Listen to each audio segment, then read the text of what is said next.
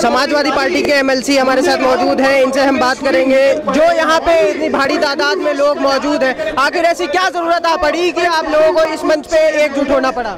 मुझे लगता है कि दुनिया का जो सबसे बड़ा लोकतंत्र है वो भारत में है, और आज वो लोकतंत्र खतरे में है, भारत का संविधान खतरे में है। और जो इस देश का इतिहास रहा, जो लोग इस देश को बचाने वाले बनाने वाले लोग हैं, उनका इतिहास खत्म करके उन लोगों का इतिहास पढ़ाया जा रहा है बच्चों का, जिनका कभी इस देश से कोई नाता नहीं रहा, इस देश की आज़ादी से कोई मतलब नहीं रहा। आज हिंदू मुसलमान के नाम पर अगर इस देश में बंटवारा हो, अगर राजनीति इस स्तर पे आ गई है कि जहां खतरा संविधान को हो गया है, तो ये संविधान को बचाने की लड़ाई है। हिंदू, मुस्लिम, सिख, ईसाई, जो इस देश की संस्कृति और सभ्यता है, उस सभ्यता को बचाने की लड़ाई है। मुझे लगता है ये समूचे हिंदुस्तान को बचाने की लड़ाई है। तो आखिर ऐसा आप लोग क्यों मानते हैं कि संविधान खतरे में है, जबकि प्रधानमंत्री जी तो बोलते हैं कि ऐसा नहीं होना चाहिए, जो गलत हो रहा है, नाइंसाफी हो रही है, गौ के नाम पे या धर्म के नाम पे राजनीति करना नहीं होनी चाहिए। आप लोगों का ऐसा क्यों? मुझे लगता है आज़ादी के बाद ये पहले प्रधानमंत्री जो सबसे ज्यादा झूठ बोलते हैं, और ये देश झूठ पर चलने वाला नहीं है। अगर प्रधानमंत्री ये कहे कि कोई लोगों ने गाय के नाम पर किसी की हत्या कर दी, वो उनको न मारे मुझको मारे, मतलब इतना कमजोर हमारा प्रधानमंत्री हो गया।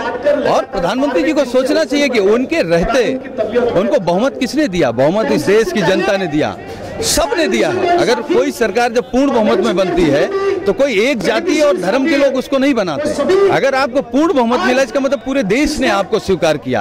आप पूरे देश को क्यों नहीं स्वीकार कर रहे हो? आप पूरे देश की संस्कृति सभ्यता को क्यों नहीं स्वीकार कर रहे हो? आप पूरे देश में जितने मजहब हैं उनको क्यों नहीं स्वीकार कर रहे हो? तो आप कहीं ना कहीं संविधान के खिलाफ। मॉब लिंचिंग के रिगार्डिंग पहले भी धरना प्रदर्शन हुए हैं, मगर तब तक ऐसे मामला जारी है। अब आपका क्या अगला एक्शन होगा? देखिए, ये जो मूवमेंट है ये दूसरे तरीके का मूवमेंट है। इस मूवमेंट में लोग अपना खून दे रहे हैं, और खून दे रहे हैं उन लोगों के लिए जो सरहदों पर हैं, उन लोगों के लिए जो किसान को गोली लग जाती है, उन लोगों के लिए जो गरीब है, जो खून नहीं खरीद सकता, कमजोर है, बीमार है।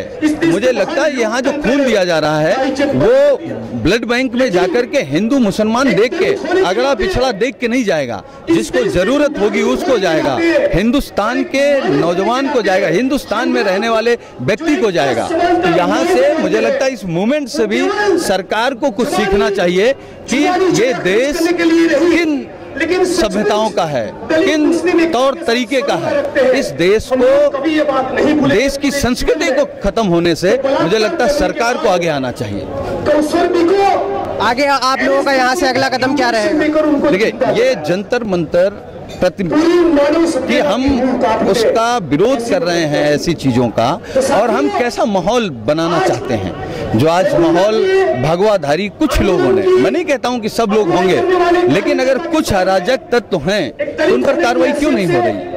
अगर उत्तर प्रदेश में शाहजहांपुर में भगवा अंगोछा डाल के लोग कप्तान के घर में घुस जाते हैं, गोरखपुर में आईपीएस लेडी को धमकाया जाता है, सीओ एसओ पिट रहे हैं, उन पर कोई कार्रवाई नहीं, तो आप कौन सा माहौल बना रहे हैं?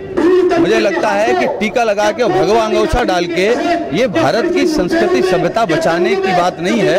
ये कहीं न कहीं भारत की संस्कृति सभ्यता को दूसरी तरफ ले जाने का काम कर रहे हैं और इतिहास बदलने का काम कर रहे हैं। तो जिस तरीके से आपने देखा कि तमाम बातों पे इन्होंने अपनी राय रखी, अब देखना यह है कि प्रशासन का इस पर क्या खास असर पड़ता है और आप लोग इन तमाम बातों को कैसे देखते हैं। दिल्ली से न्यूज़ मैक्स के लिए मोहम्मद शाद।